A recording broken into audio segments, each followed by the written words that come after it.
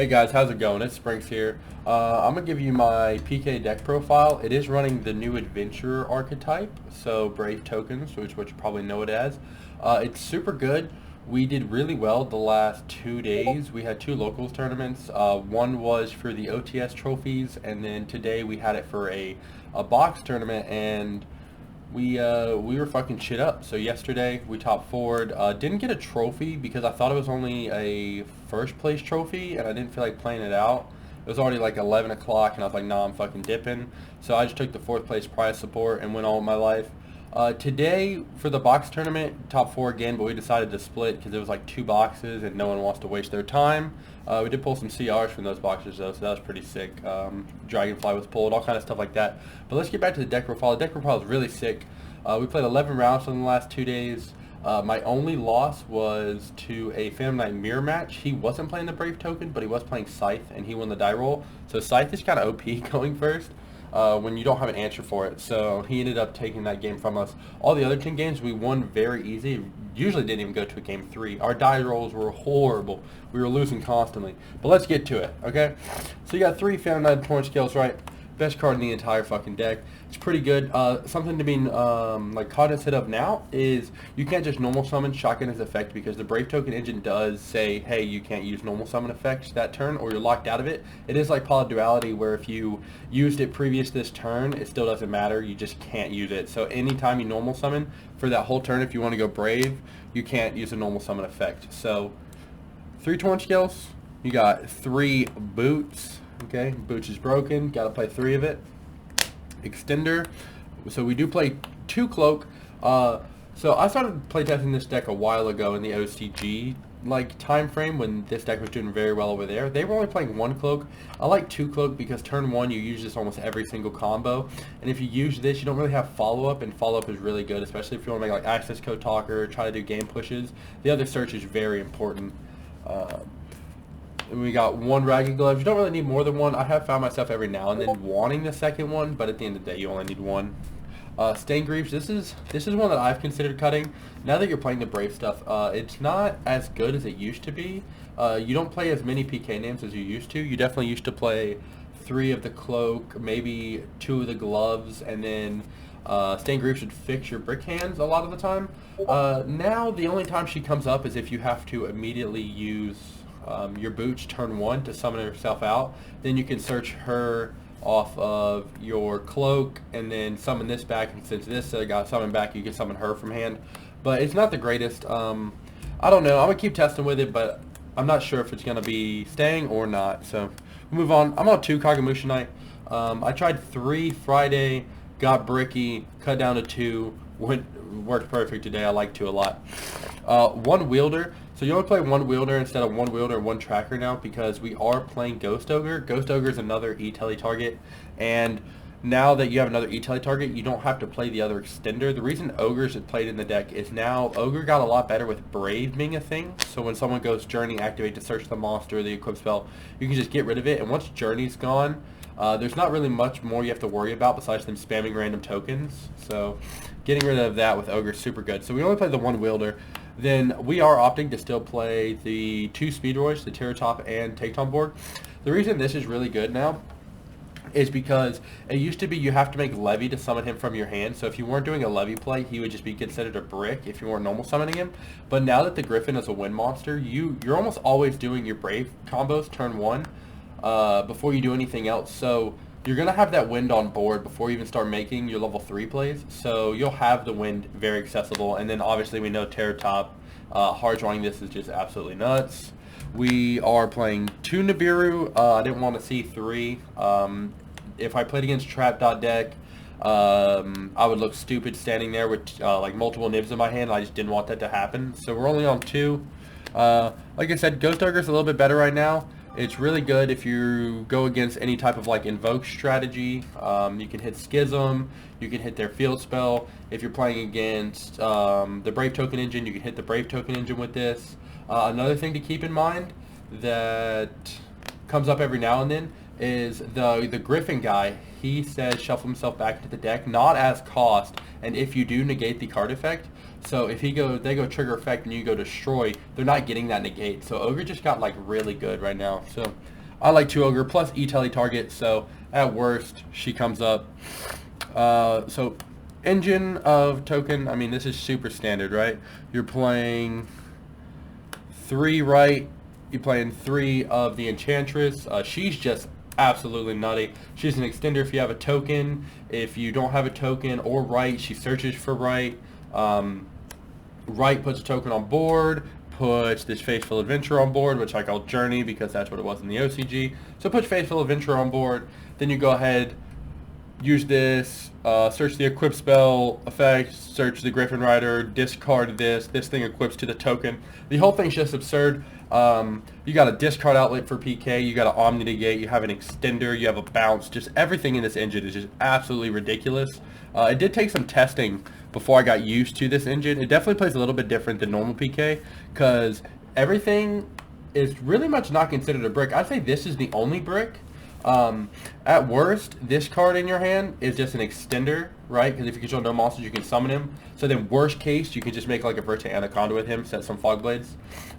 Drawing this is fine because it's a discard outlet and it could search you this to get you this, which would put a token on board and then that token just turns into a Link Spider. So everything really works well. The only one not good to draw is that equip spell. Everything about it's just nuts. We do play the DPE package, so 1 Celestial, 1 Dasher, and we were playing 3 Fusion Destinies because we weren't playing with the new format. The only thing that changes with this deck when you would go to the post ban list is you drop one of these, throw in a 3rd E-Telly, right? I gotta try to find another E-Telly. I think I have a secret one, but mine are French Ultra from, what is this shit? Ghost from the Past, so I need to try to find one more of those. It might be hard though. So, yeah, you got your normal DPE package and then your 2 to 3 E-Telly. Then moving on, some generic spells. I mean, if you're not playing these, I don't know what you're doing. Foolish is OP as fuck. Rhoda gets you any of your names. Call by the Grave is Call by the Grave. This helps you hit Scythe. So hitting Scythe is pretty important when your whole deck wants to go into the extra deck. And then the standard number of traps I feel like you should be playing. You got your 3 Fog Blade, you got your 1 Shade Brigandine, you got your 1 Wings. I know some people like Sword over Wings. I'm not a huge Sword over Wings person. I just like being able to flip this up and then like Monkey flip it into the grave and then be able to get a pop by banishing this immediately. I do understand the argument of running Blade because Blade's pretty good just in the fact that you can equip it to like an Appaloosa and give it plus 800 attack, so now you have another negate through your Appaloosa. I think that's pretty cool, but it's never really come up to the point where I think I need it myself. So that's the main deck. Once we get on to the side deck, I feel like we're going to do extra deck, but I feel like this extra deck's pretty mandatory. I don't think there's a lot of stuff I would change with it. Like everything I've summoned, everything came up at least once. I don't think I would change it. There's not a single card I think I'd change at this point. So Almirage, Link Spider. Link Spider's broken. Card used to be really good just because it got you around Nib. Now you run so many like normal monsters that you can get rid of, and you need them to be effect monsters. So Link Spider. This helps you if you brick on any of the names, you can normal summon it, get rid of it, make Almirage. The bricks add the Shade Brigandine. Shade Brigandine turns into a Link Spider. At least you have Verte Anaconda plus some Fog Blades. I say plus some Fog Blades because normally when you break it's because you have Fog Blades and dumb shit like that in your hand. So then you got your DPE enabler, super broken for this deck. Super glad it didn't get hit on the ban list. Cherubini, the best card in the deck. It'll never get banned because it's not ban worthy, but it's so fucking good. Then IP, I just recently started playing, but she comes up. I like the fact that she can make stuff like you can't really destroy it. Like I found myself sometimes if I really needed to not go into the Cherubini and I wanted to avoid destruction, I would go into IP. I remember I played against a Salad player today, I think during like round 2. He had his pop. I got rid of the other 2 cards, so he only had the pop 2 left. So I made IP and I had another monster on board. He didn't go ahead and pop there, which I thought was pretty weird.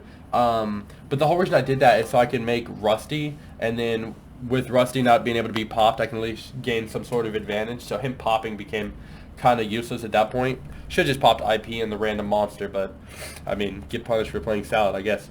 So you got Rusty. Rusty's broken. We all know what Rusty does. Unicorn's usually just there to make your access code talker. But sometimes you do want to end on Masquerena. If you hard draw Fusion Destiny, you don't need to make Anaconda. You can just make IP instead, so then you have a Unicorn on your opponent's turn. Then for the last lane monster we play, we do play one Appaloosa, the Bow Goddess. She's super good, man. Sometimes like there's combos where you just have like the nut hand and you'll end on Token, Omni Negate, Appaloosa, Pop with Rusty. Just absolutely crazy stuff. So I don't think I'd cut her. She comes up a good amount, but she definitely doesn't get summoned as much as I preach her up to, but when she does get summoned, you're really glad that you're running her. For XYZ, you run one Levy. Levy comes up a pretty good amount.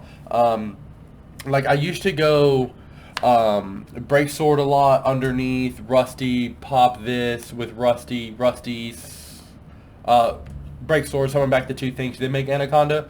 But I found myself in this build of the deck actually just go ahead and make it Levy and Levy to summon back for my two monsters for Verte, just because it can get back Aquamancer. When you're doing your combos a lot of the times, you won't have super like a lot of follow-up engraved, so just getting that follow-up back is super important. So I found myself doing that a lot today, which I wasn't doing on Friday. I definitely developed a good amount with the deck. Like Friday made me learn a lot for today. So we were playing two Break Swords. So the reason we played two Break Swords is because we played Downard, Zeus, right? Zeus is OP as shit, so we want to have another XYZ monster for that potential to go ahead and like make the Zeus. And then we got one DPE because we do play Fusion Destinies and DPE is broken. So what you might have noticed is we are not playing the artifact Scythe. I don't like the Scythe personally. There's been too many times where like I do Scythe and they have like Imperm, Droplet, Cosmic, Called By. There's so many cards that just get rid of it and kill it. It's funny that I feel that way when my one loss was to Scythe, but we aren't playing many hand traps in the main deck, and that's because I wanted to have a lot of gas. So after I Griffin Rider, I can just go and go and go and put up these really crazy boards that, or if decks make crazy boards against me, like I did play against Sword Soul, they did their thing, and I was just like, hey, can you negate 5 cards? I don't think you can. Boom. Shit on your face. Crazy good. I like this list a lot. It might develop a little bit. Like I said, I thought about taking out the one Phantom Knight that wasn't really good. This extra deck's pretty solid. I kind of want to make room for Drolls. I feel like Droll's super good this format. But we'll just see as it keeps going. I'm not even side decking Droll, but I definitely should be in this list somewhere. So the third Nibiru, because combo decks get shit on. 3 Lancia. This is for the mirror match. Came up all the time. I played like 3 mirror match games. Lancia is super good. Good versus Sword Soul. I shouldn't have to explain to you why Lancia is good. Then we got 2 Token Collector now that Brave's out. Token Collector became a lot better, especially going second. Being able to just hit all these token strategies. In this deck, you might be like, oh, you're playing Brave. Why are you playing Token Collector? Because if I go second, I don't really care. I'm just going to throw down this Token Collector, normal summon another monster, use those to go ahead and make Verte Anaconda, and still shut you out of the game because I got another Token Collector engraved. So I don't really care too much about Token Collector getting summoned when I can just link it away. So 3 Dark Ruler in case I'd still played against like Unga Boonga deck. Didn't really come up. I actually didn't sign it in once because I didn't need it. A lot of the decks I was playing today were like a lot of control type decks. Sword Soul. Like sometimes you get sign it in versus Sword Soul, but Sword Soul is usually only putting up like Imperm through the monster, Omni Negate through the dude, and then pop 2. I'd say that's their normal board. Plus maybe Protos, but this doesn't stop Protos because it lingers. And then usually you can play through like 2 stop effects, especially if you have the Brave Token engine to bounce stuff. So Dark Rulers didn't come up. These just came up fucking 24/7. So these are our back row removals. You got 3 Cosmic Double Twin Harpies. Like, I was playing against Sword Soul and I was like, hey, all I care about is their pop 2 cards on my side of the field. Let's go ahead and throw in Cosmics. I played against fucking Trap Dot decks. Hey, let's side in all of these. Hey, I played against fucking, what's the deck called? Shadal Invoke Dogmatica poop shit. Hey, let's put in all of these. I actually played against Shadal Dogmatica and my hand was crazy. It was like, it was Cosmic, Twin, I had Rusty, Boots, not Rusty, I had Torn Scales, Boots, Fusion Destiny, and then my top deck was Rite of Armesia, and I was like, that's the best hand I've ever fucking had in my entire life, because dude went full combo, had everything, but I was like, hey, I got the God hand, so what's good? That's the entire fucking deck, guys. Now, I hope y'all liked it. If you don't like it, tell me what you think. think, or what you think about it in general. If you don't like something about it, just let me know. I did try to play Graph and Seer during the tournament on Friday.